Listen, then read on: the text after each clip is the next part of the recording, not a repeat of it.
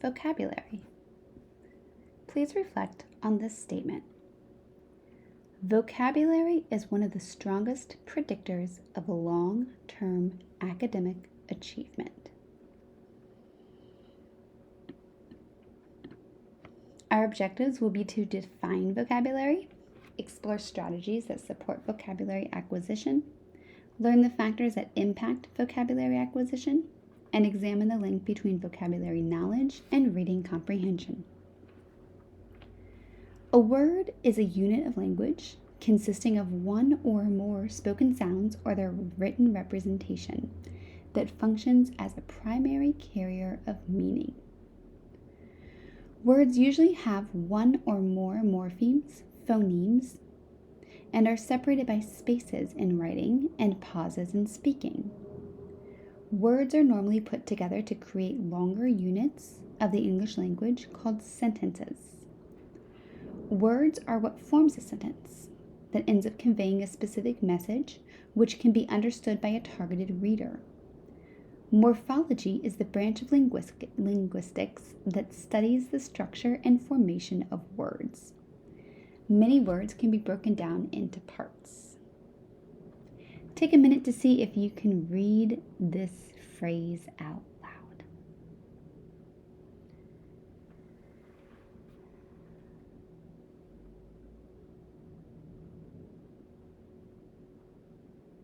It says only smart people can read this.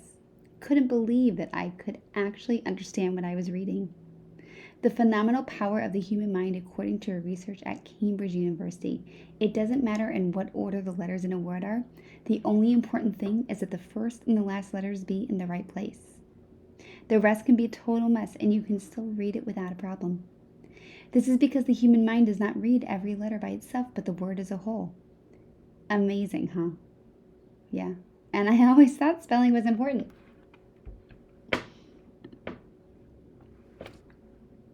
Vocabulary is one of the 5 core components of reading instruction that are essential to successfully teach children how to read. The term vocabulary refers to the knowledge of words and word meanings. A person's vocabulary are all of the words that they know and use in written or spoken language. A vocabulary usually develops with age and serves as an essential tool for communication, comprehension, and acquiring knowledge. Typically, vocabulary growth is relatively slow until a learner has 50 to 100 expressive vocabulary words used correctly in context, usually at the end of the second year of life. At this point, a sudden jump in development or vocabulary spurt is common, where learners add 10 to 20 new words per week. According to the National Reading Panel, there are 4 types of vocabulary: listening, speaking, reading, and writing. Listening and speaking vocabularies are referred to collectively as oral vocabulary. The 4 types of vocabulary can be further grouped into 2 broad categories: expressive and receptive vocabulary. Expressive vocabulary refers to the words that we use to express our thoughts and ideas. That is, all the words that we use for speaking and writing fall under the expressive category. Receptive vocabulary, on the other hand, refers to all the words that you understand while reading books or listening to someone speak. In other words, all the words that you process while receiving information fall under receptive vocabulary. On average, children can understand and process about 5,000 words by the time they are 5 years old. Reading vocabulary, as the word suggests, refers to all the words that you understand when you read. Of all the factors that contribute to vocabulary development, reading is shown to have the greatest impact. There are 2 factors that contribute to vocabulary growth outside of formal direct instruction. One is the frequency of new or unfamiliar words found in what is read, and the other is the volume of words that are read. In order for a student's vocabulary to grow, the student must come in contact with words outside his or her current vocabulary. Most children will encounter far more unfamiliar words in print than in conversational speech or on television. Research conducted by Hayes and Aarons in 1988 conducted a study that detailed a number of rare words per 1,000 words spoken or read. The findings emphasize the importance of reading as a source of vocabulary growth. The other factor, volume of words read, also reveals some surprising numbers. Students who read just under 5 minutes per week outside of school will read nearly 21,000 words in a year.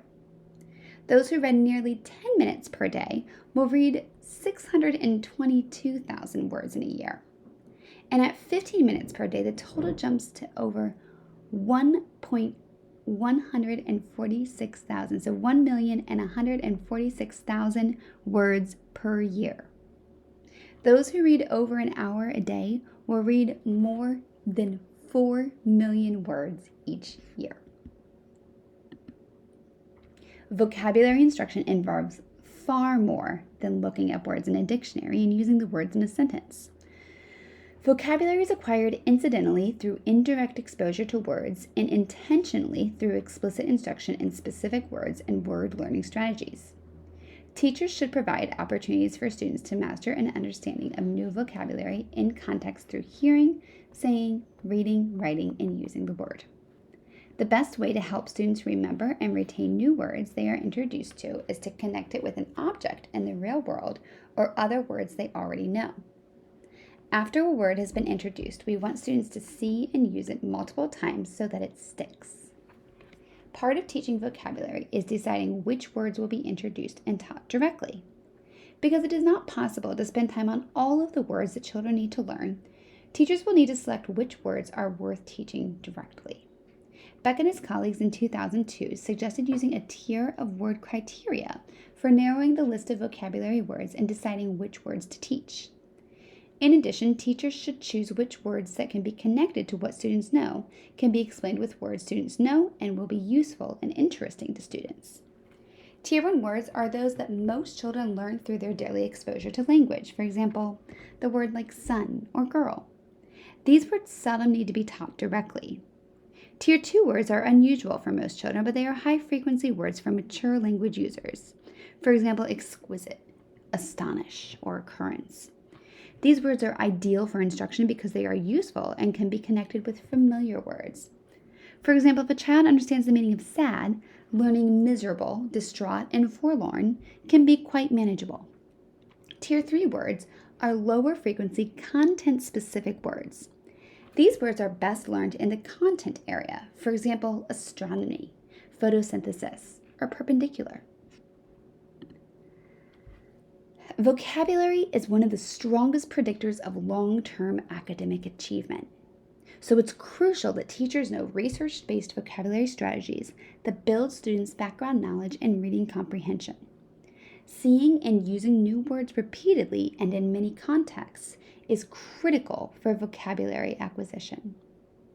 Throughout the instructional day, teachers should provide students multiple opportunities to see, understand, and apply new vocabulary words, as well as chances for students to use strategies for identifying unfamiliar words. We will look at 3 strategies that have been proven to have the greatest impact on children's vocabulary acquisition. First is direct instruction. Vocabulary is acquired intentionally through direct instruction in specific words and word learning strategies. Teachers should explicitly teach the meaning of new words, especially academic vocabulary, and then provide repeated opportunities for students to hear and practice using those words. When teaching new words directly, the teacher should provide an unambiguous definition, well-chosen examples and non-examples, and opportunities for children to use the word in context. Research also shows that directly teaching words that are necessary to understand a given text before asking students to read that text helps them to learn the words and understand what they are about to read much better than if they were not taught the vocabulary. Let's take a look. Today we're going to learn the word startled. Everyone say that word with me. Startled. Say it again. Startled. The word startled was in this book, My Lucky Day. Remember when the fox hears a knock at his door? He was very startled, or he was surprised or shocked that somebody knocked at his door. Startled means to be surprised or to be shocked that something is happening.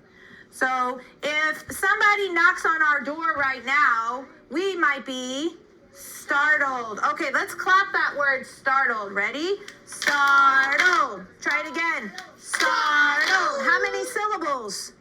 Two. Startled. Startled has 2 syllables. Okay, so I have some other pictures that show the word startled. If you look right here, this puppy, he's laying down. He's getting ready to take a nap. And what if I ran over to him and started to go, hey, hey, hey? The puppy would get very startled. He would be startled. He'd wake up and he'd be shocked. Oh my gosh, time to play. Okay, I have another picture that will show the word startled or shocked or surprised. Here's a picture from the movie Home Alone. This boy, he was about to put some aftershave on his face and he didn't know what was going to happen when he did it. So he put it on and it started to sting. It started to burn his face. He was very startled. Everyone say it. He was very startled. He was shocked. We're going to think of a time of why you might get startled. Everybody, show me your thinking face. When's the time you might have been startled, or why? What happened when you got startled or surprised? You could say the word, I would be startled when, You're going to turn and tell your partner one time that you were startled. You need to use the word startled in a sentence. Okay, turn and tell your partner. One time I was asleep, then I was sitting watching TV, then my mom startled me. As you can see, the teacher used direct instruction opportunities and repeated opportunities for students to practice this new word, startled.